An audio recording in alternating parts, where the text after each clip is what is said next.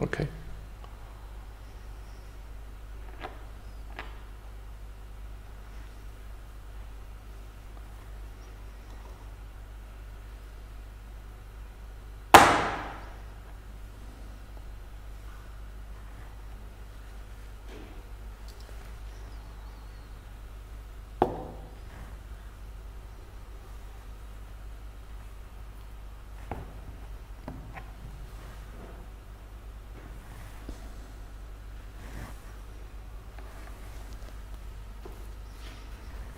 Groot beeld.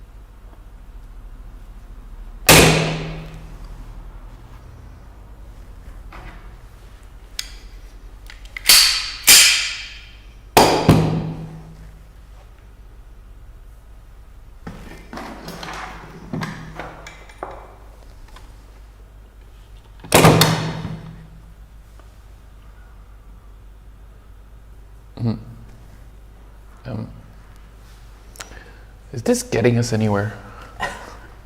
I think I definitely won. No. I think I have. Thank God you brought my indie bar. You'll need that one. To be able to survive. To use all this, actually. To be able to breathe and survive. Yes, it is. Welcome to the Extinction Survival Archive. In my great ways of working, this is a series where I dive into my archives, my personal archives, my family history, anything I've gathered actually, and I present it as the archive of Untold Stories. And this is a little subsection. It's based on this collection of books. It's called the Extinction Survival Archive, and it's like the naive way in of starting to talk about how are we possibly going to survive an apocalypse. A doomsday situation. A doomsday scenario, yes. And while we discuss all these things, we got our views a little bit on the American situation, where you have the Doomsday Preppers. And I stumbled upon this, there's actually a series on National Geographic, and just to get an idea of what preppers are for people in Europe who don't know what it is, here's a little preview of that series. There's all kinds of dangers. Earthquake. Catastrophic collapse. Total destruction. EMP. The end of the world as we know it. So, that's great. Starts with the... Let's go. This is your emergency preparedness toy store right here. If it comes to an end, I'll be eating some good stuff. The extent of wife and I go to is probably, let's say, insane. Fast. It's fire. That's survival, folks. Here's to the end of the world. I just want to be ready. It would be like somebody instantly flipped the switch on the world.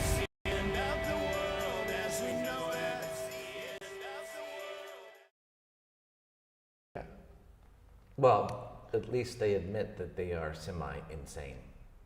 That's actually the fun fact about it. It's like if they actually say they're insane. But so the idea is, how do we transpose that kind of thinking, that kind of working, that kind of preparing in our metropolitan environment?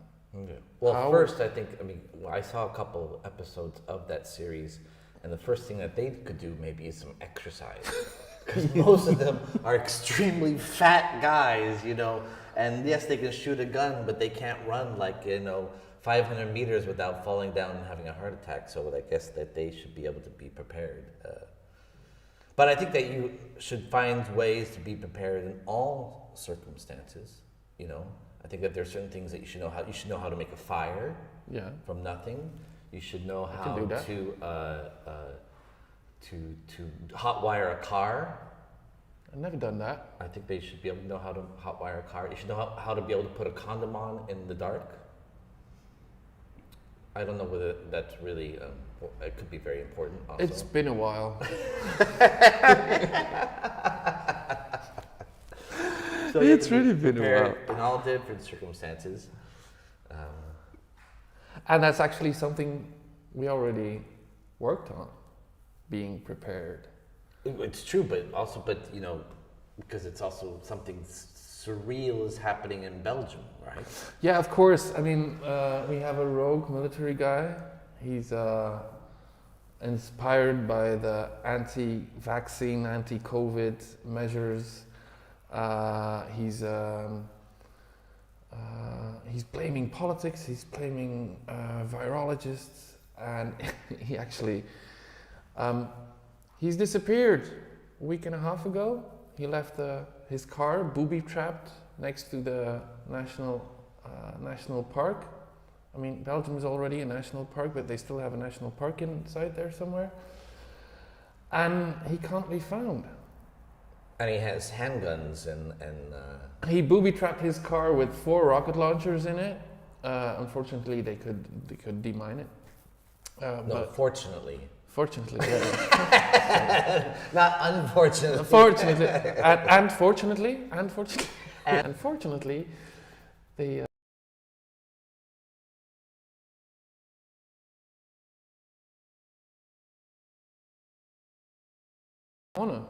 Exactly, and as you know, Random Scream, we were thinking about how we could prepare people for the future, and we made this show, What You Need to Know, and What You Need to Know is a show, award-winning show, an award-winning show, where we would come out with guns like this. So just to give the audience that's watching a taste. What we would do is that we would come out onto the stage with 4 people, and it would be a black guy. Which camera am I going to talk to? I'll talk to you. I'll talk to him. It would be a black guy, an Arab guy, and a white woman. And we would all come out with guns, and we would put them on a table, and we would put the pistol down, we put a sawed-off shotgun down, and we put the AK-47 down. And we would say, you know what, ladies and gentlemen, welcome to What You Need to Know. Now, the world right now is a really fucked up place, obviously. First, we got Jurgen running around with guns, and we never know what could possibly happen with that situation, or if you run into him. But we got shootings that are happening on a daily basis in America. You have people in Paris that use an AK-47 just like this one and shot 17 people dead. So right now, what we're going to do is to give you a short tutorial about how to use these guns. Because of the world of violence that we're surrounded by, the world of terrorism that we live in, one of these guns might happen to fall at your feet, and your life or the life of your friends and family depend on it, that you know how to use it. Again, we're talking about this whole prepping thing, but Sam and I we don't like guns. No. But what we could teach you right now could save your life. And then the 3 dancers, they go behind me, and then they start doing a choreography and everything. And then I would explain the first gun. So this gun, ladies and gentlemen, is the AK-47. It's made by Mikhail Kalashnikov in 1946 was when he started to conceive it, but actually he finished it in 1947, and then it became mass-produced in 1948. So that's why it's called the AK-47. It's a very easy gun to use, and kids use it in like Mozambique. We see that very obviously. It's a really good gun because it can be covered in oil, it can be covered in water, it can be covered in blood, but still it can always load it and it'll always fire. Now, if you came across this gun, well, the first thing, imagine that it's there and there's nobody around looking. The first thing that you could do is possibly see if the gun is loaded. Now, the way to do that is to push this little lever here. I can show it on the top shot here. There's a little lever here. You push it and it releases the cartridge. Now, to put it back in, you just click it in here and it makes a clear sound. You do it once more, unclick it, and then you can see inside this space right here whether or not there are bullets inside of it. It holds 30 bullets, rounds, and it's quite easy again to put it back in. You click it in from one side, click it in, and go. Now the lever here gives it 3 different ways to shoot it. This on the top is the, should be over here more. Yeah. This on the top is the safety, right? So if it's there, then it can't shoot. One step down means semi-automatic, meaning that when you pull the trigger, only 1 bullet comes out at a time. Bang, bang, bang, right? Every time you pull it. But if you go to the fully automatic position, meaning that you just pull it once and the bullets come out one by one by one by one, and they keep going until the cartridge is empty. Now, if you are in the circumstance where you have to use this gun, I would suggest not putting it on your shoulder and pulling the trigger, because it has such a huge kickback that then, you could hurt your arm, and then you could be really in a fragile situation where somebody then can come and attack you. So be careful, don't just put it on your arm. So if there was like a large group of women and children or people that are coming to get you and kill you, I would put it in a fully automatic position, way down here, hold it at a 90-degree angle. Make sure don't put your hand on the metal because that heats up. Put it on the wood here. And then when you're pulling the trigger, you just do a kind of figure 8 motion, so that then you can create enough chaos, enough tension, enough kind of things exploding so that then you and your family can get inside the car or get the train or whatever it is and run away and escape.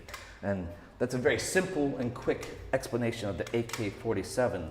And then I would put that down, and then I would take the sawed-off shotgun, explain how to use that. I would explain that the sawed-off shotgun is really great because it has many bullets that do a wide spray, so you can hit lots of people anyway.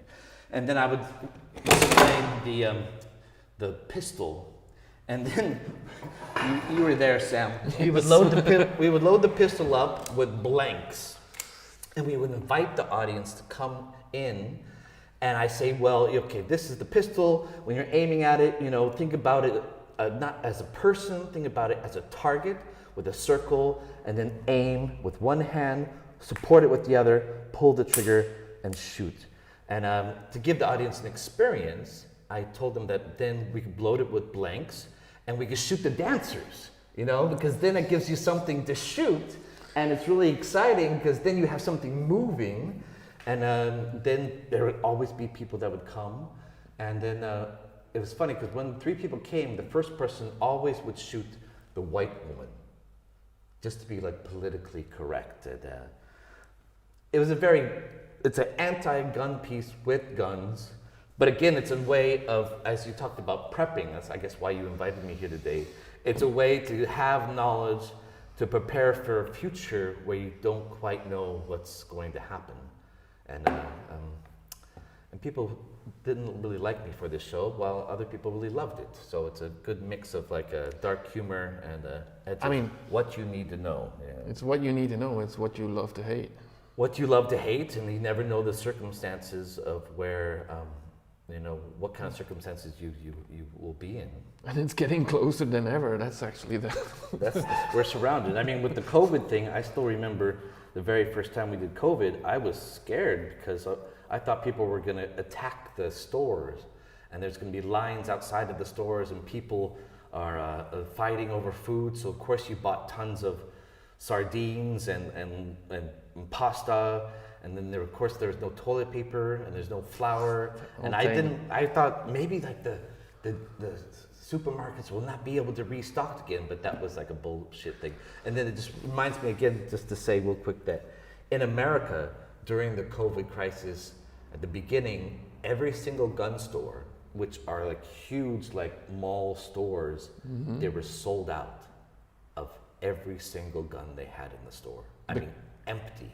Rifles, machine guns, everything, because everybody was stocking them, preparing for this eventual war that might happen. Is that the difference between the States and Europe? Well, there's just not so many guns here available, you know. It's, Europe stocks on toilet paper.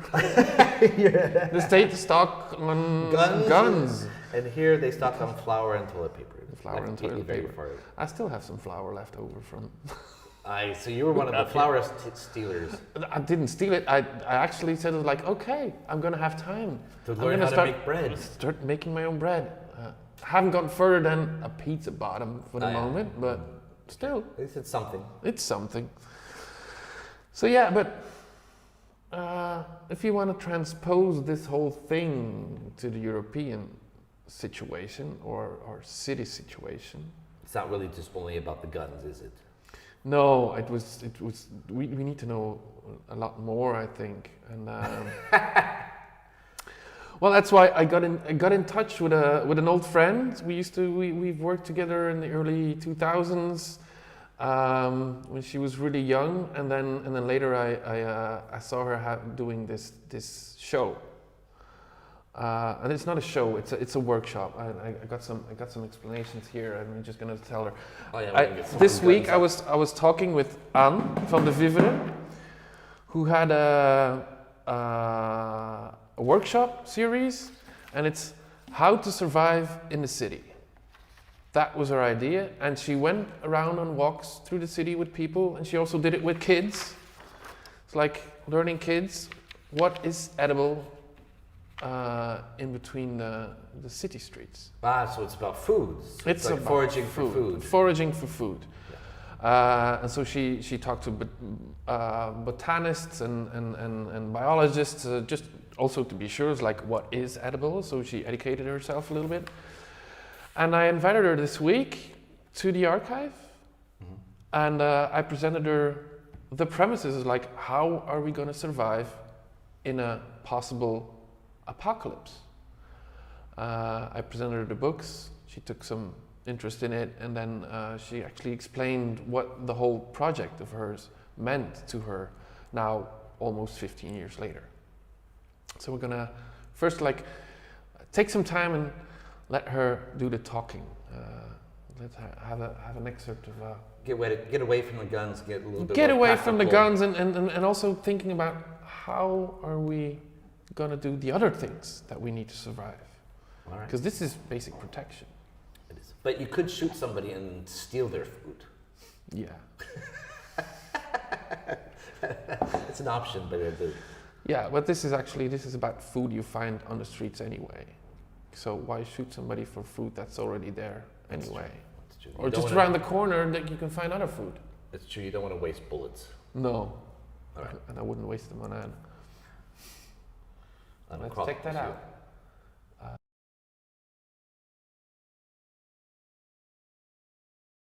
Ja, ze spreken me allemaal aan. Ik vind dat... ja, ook als mama zijnde, denk ik, oh, wat een geluk dat er zo'n boekjes bestaan. Hè. Leg het maar eens uit. Hè. Maar wat ik hier wel een leuke vind, is... Allee, ik heb er nog niet in gekeken. Ja, pak maar. Universiteit voor zelfstudie. Ja, wat typeert u? En dan dacht ik, ja, dat is misschien toch wel... dat ik de achterkant van de dingen wil, hoe de dingen werken. Vind ik super interessant. En eigenlijk denk ik dat heel mijn leven daarop... alles wat ik doe, komt daar eigenlijk vanuit die drang om te willen weten hoe de dingen werken. En dit zijn ook zo dat soort boeken, hoe de dingen werken. Ja. De achterkant van de dingen. Dat is Ja, leuk. ik heb toevallig mijn ouders in Oh, ik had nog niet eens de titel gezien. Hoe de dingen werken. Voilà. Voilà. Ja.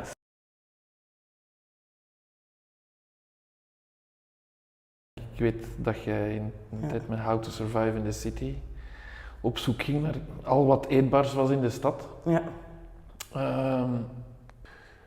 Maar is het voedzaam? Het is voedzaam. Het verhaal van How to Survive in the City en kijken naar wat groeit er dus tussen de straatstenen, is dat eetbaar, wat wij onkruid noemen. Dat is zo mooi, onkruid. Dat geen abnormaal zonder normaal, of die dat in evenwicht houden ook. En ja, onkruid is iets dat wij als mens, dat zijn dingen waarvan we denken dat is niet goed, dat moet weg. En daar ben ik een beetje naar op zoek gegaan, maar waarom moet dat weg? En eigenlijk als je naar onkruid gaat kijken, dat vertelt verhalen van over heel de wereld, van dat is een verhaal. Dat is ook zo hoe het werkt. Zal die kennis ons kunnen helpen? Ja, in de concrete praktische zin wel, hè, als het allemaal al niet te vervuilt of zo. Ja. Maar ik denk dat waar we meer nood aan hebben is wat daar rond, daarboven, daarin zit. Dat is wat ik daar straks ook vertelde over verbinding zoeken tussen elkaar. Ja. Ik denk dat we dat meer nodig hebben, hoe dat je kijkt naar dingen, hoe dat je denkt over dingen. Hoe dat je jezelf verhoudt tot de wereld en de dingen en de planten. Dat is veel belangrijker dan het zaadje van de plant zelf. Ja. Dat ervoor zorgt dat je... we hebben voedsel nodig, hè, we hebben dat zeker nodig, maar er is meer dan dat. Ja. En als ik iets mocht meegeven, zou ik dat meer proberen mee te geven. Maar vandaar dat het idee kwam van, oké, je hebt dan in de States hebben de preppers. Ja. De Doomsday Preppers, maar die doen het allemaal individueel. Mm-hmm. Maar vertaald dan naar de stad, ja, je kunt in de stad, in een omgeving als een stad, kun je dat niet individueel doen. Dat gaat niet. Ik vraag me af of dat niet iedereen dus moeten we dat doen? Stiekem al een beetje doet. Allee, of onbewust. Is er niet iets in je huis dat je verzamelt? Of dat je bijhoudt omdat je denkt van, op een dag komen we misschien voor dat probleem. Een doos batterijen of een boek over iets. Of wel, ja. Als je zo...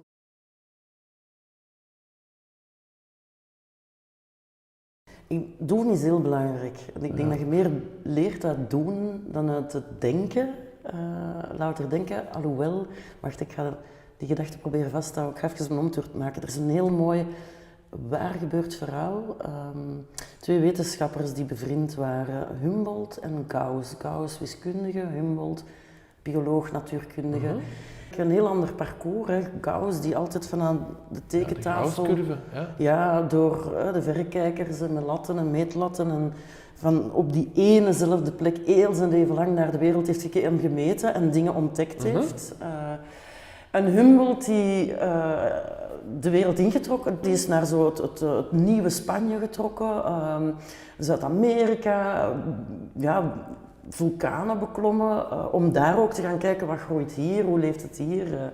Heel veel tekeningen, schetsen van gemaakt, heel veel avonturen beleefd, gevangen, ontsnapt, ziek.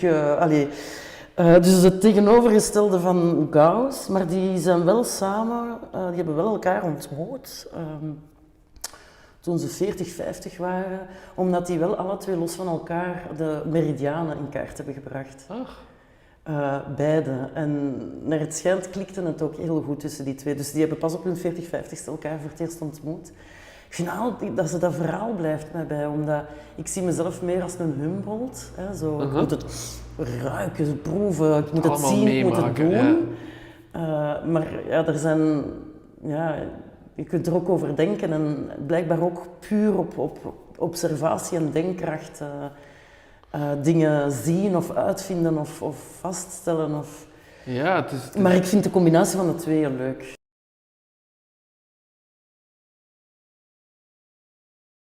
Ik nodig u uit om die oefening aan te gaan.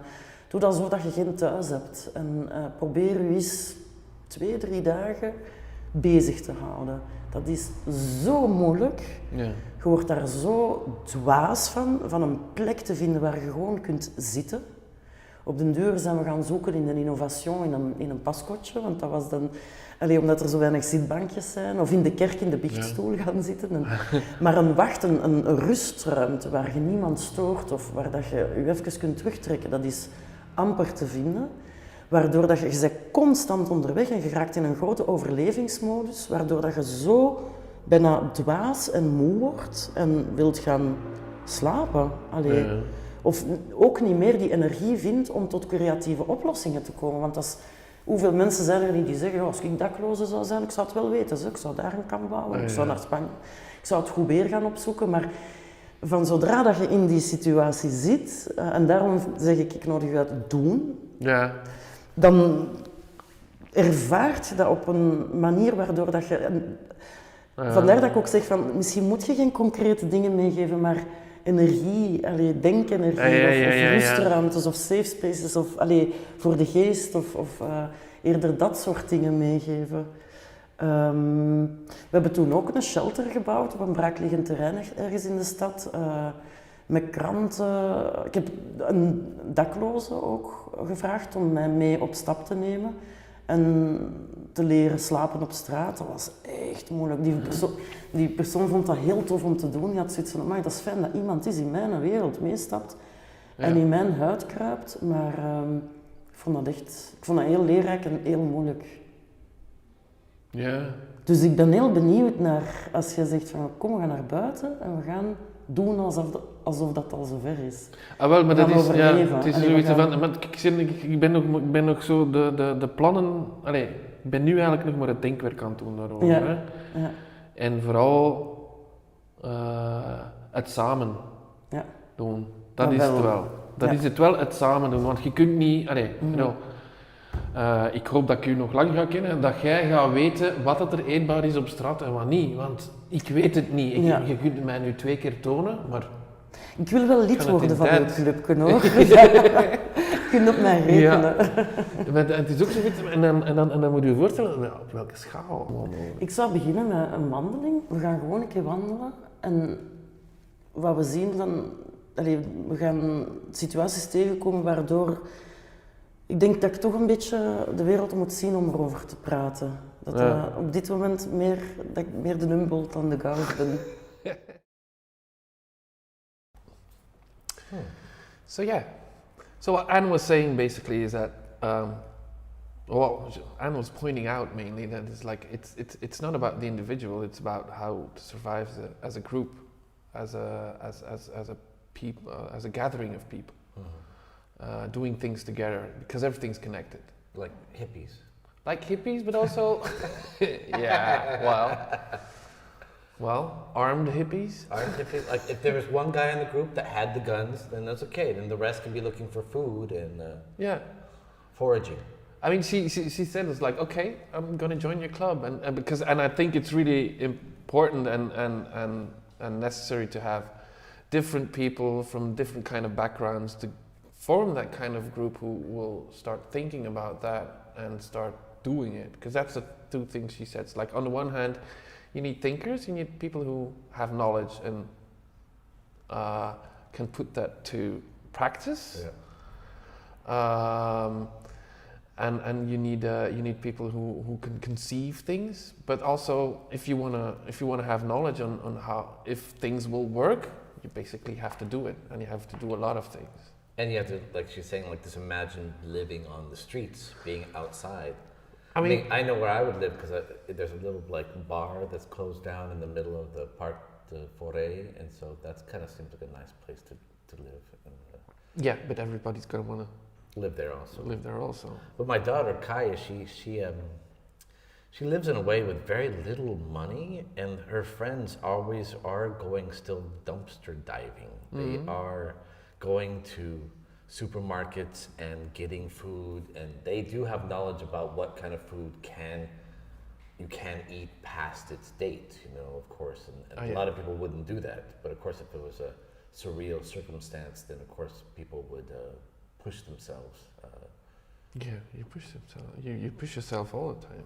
I push myself because sometimes I look at my refrigerator and sometimes there's some things that go a little bit bad, but then I think, you know what, if I was starving and I was like just cross the desert, I'd still eat that tomato. I would still eat that. I would cut off like the rotten piece of the ham or something, and I would still do it, So. Oh yeah, about food. I mean, a lot of the things they have to have sell-by dates, but they don't actually need it. Exactly. Yogurt is always one that gets thrown out that lasts for a much longer time. Well, yeah, but then again, you can never take the risk, because once it's sometimes you have that one pot of yogurt that just one day too much, and it's already gone. Have you ever drank your pee? Oh, I did that once in a test for something. It was, yeah. I mean, it's also in the survival book. It's like your pee is a disinfectant. Yeah. In certain ways, and there's always been that's been said. It's like, okay, drinking your morning urine is a very healthy thing to do. It is. The whole crew of Meg did it. But the thing is that the morning urine, you have to let the first piss come out, and then you have to catch the stuff in the middle, and then don't capture the end. So the stuff in the middle is good for you to drink like once a day. And they did it for a little while, but they weren't so. But why would you? I mean, okay, if it's the alternative to having having different water, vitamins and your immune system in a different way, it protects you. I mean, things that are dirty or not dirty. That's definitely something that we talked about with Anne, because she had this. I mean, her knowledge is it's not that she's a botanist or something. It's like she knows a few things because she studied it, because of the workshop she did. But she actually learned me some things today on this week on how some edible plants are how some plants are edible and perfectly fine and even very healthy. Yeah. But you don't need just like to know that. All you need is technology, Sam. Yeah. You know, because I have this app now that I got, and it's called Picture This. Oh, what's it called? It's Picture This. You have Picture This. And then you can take a picture of any plant, and then you see whether or not it's edible, what kind of plant it is. Like the guy in Into the Wild, when he was there, if he had this, he wouldn't have ate all the wrong berries. He would have eaten the right things and been able to survive. Toxic plants.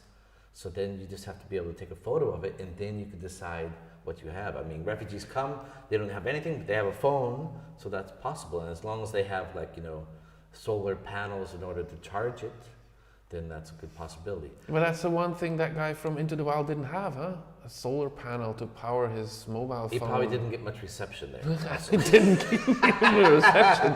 That so would have been worse. It's probably true that if the whole networks go down, that and this the is premises, not a good idea. The idea of the Extinction Survival Archive is that we don't have the energy anymore. No technology anymore. No technology anymore.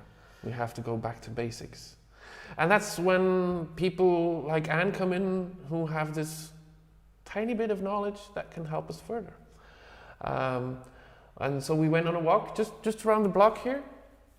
We didn't have to go very far because we found stuff pretty soon actually. So we're gonna let her explain herself which plants are edible and which ones are not. In Brussels. In Brussels. Kompasla en paardenbloem. Dat zijn mijn lievelingsplanten eigenlijk. Die zo wat wild in de stad groeien. Maar ik denk dat we zo wat tussen de spleetjes moeten gaan kijken van de straat. Ja, dat groeit dan wat wild. Dat is wilde kamomille. Maar ik zie, een chickweed is ook wel tof. Maar ik wil dus eigenlijk echt wel een kompasla. Dat is een plant die eigenlijk in het oude Egypte, dat is de voorouder van de kropsla, onze kropsla die wij bijna elke dag nog consumeren vandaag. Maar die smaakt wel veel bitterder, dus die kropsla is daaruit geëvolueerd. En die wijst met haar blaren altijd het zuiden en het noorden aan, de kompasla. Dus dat is eigenlijk de wegwijzer voor verloren reizigers in de stad. Mooi hè? En als je de nerf breekt, komt daar zo een witte sap uit. En als je daar een paar druppeltjes van neemt, geeft dat op je tong legt, geeft dat hetzelfde effect als een blikje Red Bull. Dat geeft je vleugels. Die groeit nu meestal tegen de gevel, omdat hier beschermd is, hè, voor weer en wind. En je moet maar eens voelen, dat is echt gelijk een visgraat. Zot, hè? Ja. Zo herkent je die. Ja. Dus pas op, hè, als je daar Als van je er eet. daarvan eet. En dan, ja, het witte sap, hè. Wil je eens proeven? Ja. Dat is bitter. Een weegbree, ook heel tof. Je hebt de smalle en de brede. Dat is de brede. De smalle is echt zo. En die gebruikten de Romeinen ook echt als voetzool om ver te kunnen stappen. Omdat dat ook als je voet wat gekwetst is, zorgend werkt. In Amerika noemen ze deze de voetstap van de blanke man. Ja. En in Australië is dat, wat was dat nu weer? Oh, dat is lang geleden. English footstep. Dus ja, dat spreekt voor zich, hè? Dat vertelt het verhaal op zich. En zo konden de inwoners zien in Amerika waar Columbus met zijn leger naartoe was gegaan door de weegbree te volgen. Maar ik zie hier van alles tussen. Zo, dit is echt een bosje, ja, een maaltijd voor 8 man, denk ik. Je kunt toastjes maken, pesto's maken, soep maken. Er gooit ook een paardenbloem tussen en die vind ik heel leuk, omdat dat een plant is waarvan alle delen eetbaar zijn. Hè. Zo de wortel kan je chicorée, zo een koffie van maken, de stengels, de bloem, de gele bloem, wijn of zo opeten in een slaatje of zo. Die pluisjes, ik heb er zo in mijn zak toevallig mee. Je kent ze wel, de pluisjes van de paardenbloem. En wat zo tof is, ze hebben die pluisjes tot in de stratosfeer teruggevonden. Zo ver, dat zijn eigenlijk ruimtereizigers. Zo ver kunnen die gaan. En die reizen zo ver, tot op een bepaald moment beslissen ze van kijk, hier ga ik me settelen, hier ga ik groeien. En één keer dat die ergens zich gesetteld hebben, krijgen die niet gemakkelijk weg. Net als sommige mensen. Is er nog eentjes, hè. En dat is ook tof, hè. Zo wat graantjes, dat kan gewoon zijn dat dat hier groeit omdat iemand een stukje brood heeft laten vallen waar misschien nog een graantje in zat dat terug is beginnen ontspruiten. Chickweed, vogelmuur, dat hebben we daar straks ook gezien. Dat is zo, heeft een wit stervormig bloemetje. En wat ik daar wel zo straf aan vind, is dat groeit in de tuin, overal. Dat is onkruid echt, hè. En dat heet chickweed in de volksmond, omdat de kippen dat ook zo graag eten. Maar dit wordt verwerkt in het astronautenvoedsel. Wow. Omdat dat zo voedzaam is. Je hebt zo echt een top 10 van voedzame producten. De meest voedzame producten ter wereld. En die staat daar dus in, hè, die chickweed. Niet te overheersend, maar zo wat pittig van smaak. Heel tof kruid. Dat is de kaasjeskruid. Hè. Er komen heel mooie paarse bloemetjes op, die zijn ook eetbaar. Aan het bladje gezien, ik denk dat ze wel last hebben van misschien dat de straat te dichtbij is of zo, of dat er hier vuilbakken worden gedumpt. En sommige plantjes hebben dieren nodig om verteerd te worden door het dier, zodat ze toch weer via de kakakudde verder groeien. Ja.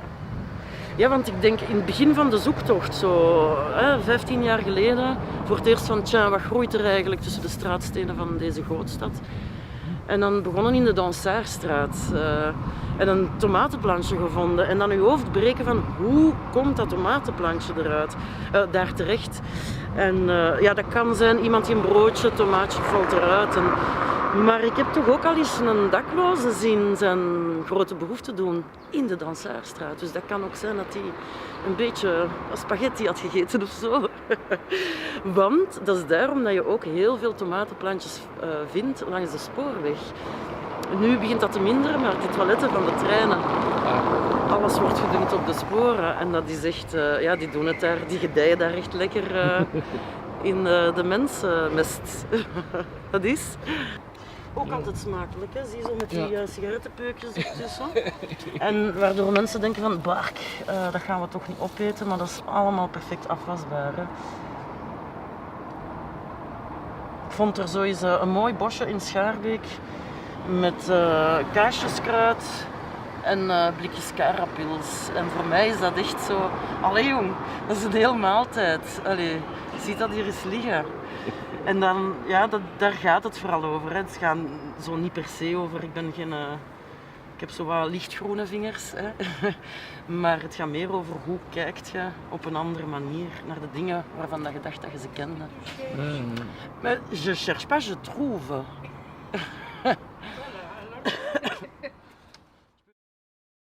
So yeah, that was our little talk, and that's the little walk actually. Walk and talk. Yeah, well, she explained this is chickweed. She explained malva. I didn't find any other things in the another name for it in English. Dandelion. What do you say? Dandelion. You can use anything. And compass salad. So this is all edible. This is all edible. There's something more, of course, but this one was nice. That's the compass salad. I picked some around for today. We can try it. Shall we make ourselves a little salad? Make ourselves, okay. We'll make ourselves a little salad. Do you have olive oil and like some? No, well, let's just try and do it and taste the stuff Naked? naked. Okay, I want to see if my app works anyway. Yeah, do that. So this is Wait, the let me take a picture. Wait, I'll tell you what it is. It is the prickly lettuce. prickly lettuce, compass salad. Compass salad. And actually, that's why it's prickly. You don't eat that, do you? You don't eat that. You eat the leaves like that. But the fun thing is that she says, like, and she also does that with if you take this, they have been laying in water now for quite a. If you put this on your tongue, the juice, that juice, Yeah. and if you put that on your tongue, it's like Red Bull. It's a stimulant, and actually It doesn't taste great. it doesn't taste great, but actually you have to watch out and not have too much of that juice, Yeah. because You'll be too you stimulated. might have heart rhythm. I might get too stimulated. You might get too stimulated. So this is, but mainly I think we just take off that and just eat it like that. Did you disinfect your hands before this? I washed them. Okay, we're still COVID friendly. All right. Lettuce. Lettuce. Not much of a taste. I couldn't find any dandelion, and because it was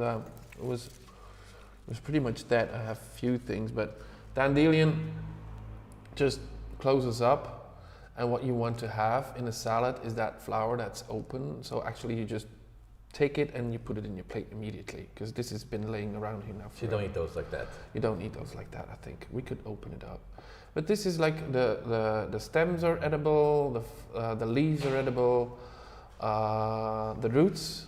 Well, I mean, dog food is edible too. Yeah. Somehow I don't want to eat dog food. But then that's because dog food isn't seasoned the way you like your food. Again, we're talking about a wonderful circumstance where we are trying to survive. This should be. I would definitely lose a lot of weight. That's for sure. But then she talked about chickweed, or Is there boy weed? no, There's just only. it's called chicks because chickens like it.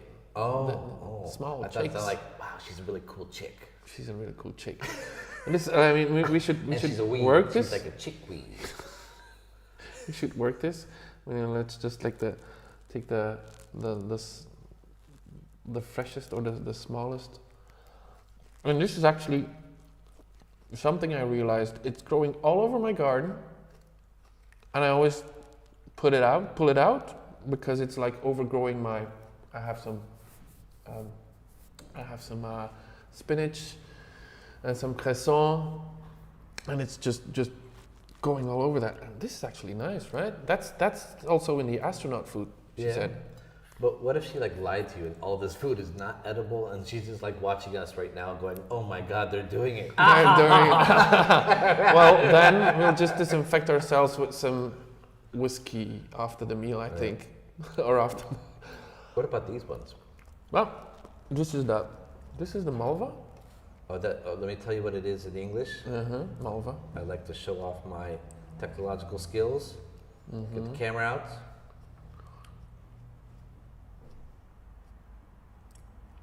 Mallow. Mallow. Common mallow. Okay. It's the Italian name was Malva. Malva. Look how nice that is. I actually like the pictures There's more something than about the color that's not quite representative. they had. Yeah. And you can eat this? You can eat the leaves of the flowers. Actually, if you would make a salad, that's really like, ooh, wow, look at this salad. We have to like, because everything's presentation, of course. Yeah. We're not doing this right, maybe, on the presentation. Feels like we take a little. You have to dress everything up, because even if you're down and out and totally in despair, you can at least make it look pretty still. you can at least make it look pretty. And put some flowers over there. I want to try flower. I want to try flower first, yeah. I don't know if it's the whole flower or just the leaves of the flower. Right now, I'm going to stick to the leaves. Yeah, seems like the logical thing, right? This tastes like air. We're gonna need a lot of stuff. You're going to need a lot of flowers. Yeah. Has something to it. Yeah. It's all a bit in there. Earthy tastes. But it's not bad. Well, I guess for the Malva it's mainly decoration, really. Unless you can find Unless a you huge find field. A huge field, then you really... And you say it's red cabbage or something.